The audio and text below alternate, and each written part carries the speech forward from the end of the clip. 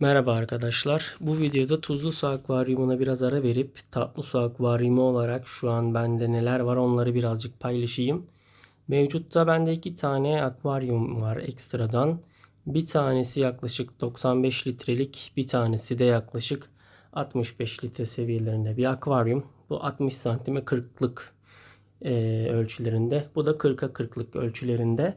Yani ben görsel olarak oturduğum zaman şu şekilde bakmaktan keyif aldığım için bu şekilde bir tasarımla ilerledim. Oranda bakmak istemem de bana bu canlıların gayet karakterli gelmesi kaynaklı.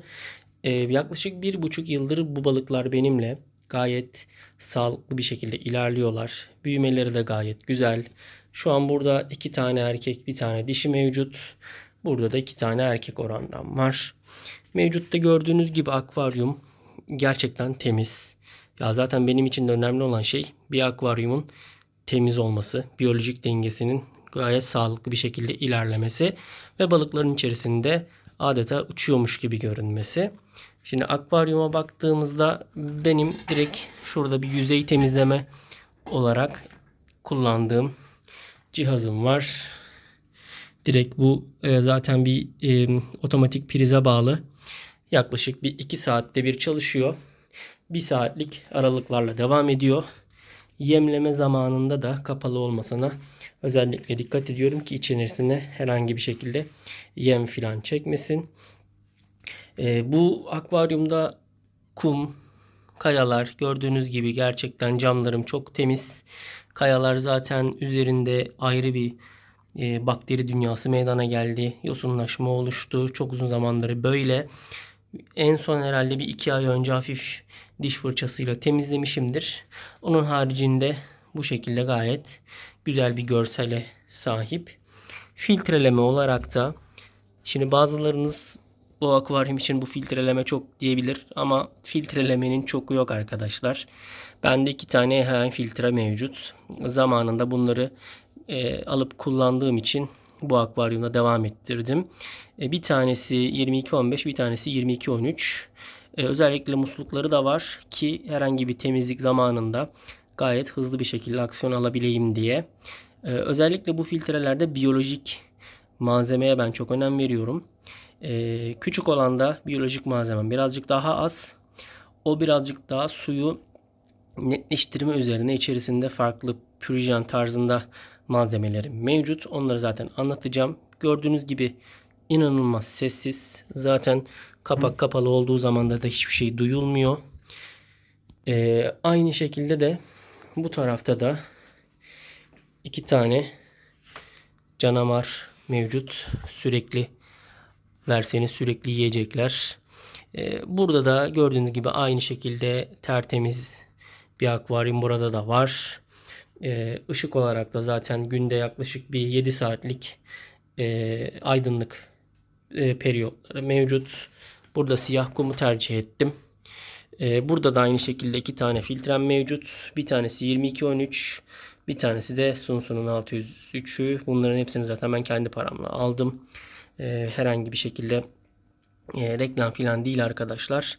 Benim amacım, burası da gördüğünüz gibi zaten sessiz. Ben sessizliğe çok önem veren bir insanım. Benim amacım akvaryumların gerçekten temiz ve balıkların rahat yüzebildiği ortamlar oluşturmak. Su olarak ben arıtma su kullanıyorum. Camlarımda herhangi bir kireç yok. Aynı şekilde bunda da görebilirsiniz. Herhangi bir kireçlenme vesaire falan mevcut değil. Yemleme olarak da ben günde 2 kere yemliyorum. Haftada bir canlı yem veriyorum. Haftada bir bezelye veriyorum. Ve her pazar hiçbir şekilde yem vermiyorum. Bir gün boyunca aç duruyorlar. Sindirimleri için bu gayet iyi. Yani beslenme diyetlerine de özen gösteriyorum. Zaten 1,5 yıldır benimle sağlıklı bir şekilde olmalarının temel sebebi de bu. Hatta bunlardan yakın zamanda yavru bile aldım. Hiç planımda yoktu. Direkt yumurtalarını ve erkeklerden gerekli işlemleri sağlayıp yumurtaları aldım. Ama ilk sefer olduğu için hem yumurtanın kalitesi kaynaklı sadece bir tane yavru hayatta kalabildi. O da şurada. küçük bir akvaryum mevcut. Görebileceğiniz gibi bu da ayrı bir canavar. Bayağı bir büyüdü. Bir tanesi gayet sağlıklı bir şekilde hayatta kaldı. Buradaki su da zaten akvaryum suyuyla aynı su. Taşlar o taraftan oluşturulmuş biyolojik denge mevcut. Bu da onların seviyesine yaklaştığı zaman o akvaryuma dahil edeceğim. Ya bunu birazcık da karantina akvaryumu olarak kullanmak için planlıyordum ama buna kısmetmiş. Şimdi akvaryumun bu kadar sağlıklı ve cam gibi olmasının temel sebebi bir bakımlarının hiçbir şekilde aksatılmaması. Ben her hafta düzenli olarak bir 10 litre su değişikliği yaparım. Hatta suyumu da sürekli test ediyorum. Şu şekilde benim bir test ölçüm kitim var.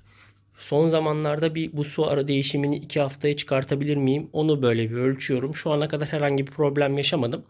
Eğer yaşamazsam o şekilde de devam edebilirim. Herhangi bir problem yok.